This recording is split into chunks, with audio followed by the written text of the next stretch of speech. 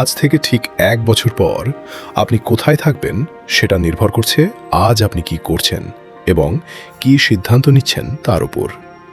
একটি সঠিক সিদ্ধান্ত ও পরিকল্পনার কারণে 1 বছরেই কেউ নিজের স্বপ্ন পূরণের পথে অনেকটা এগিয়ে যায়, আবার কেউ একই জায়গায় সারা বছর পড়ে থাকে আর শুধু ভাগ্যকে দোষ দেয়।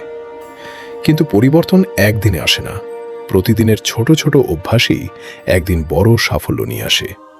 তাই প্রতিদিন কিছু না করার চেয়ে মাত্র 1% করে হলেও নিজেকে ডেভেলপ করুন। সারাদিনে নিজের জন্য অন্তত কিছুটা সময় রাখুন। প্রতিদিন মাত্র 10 পৃষ্ঠা করে বই পড়ুন। প্রতিদিন 30 মিনিট নতুন কিছু শিখুন।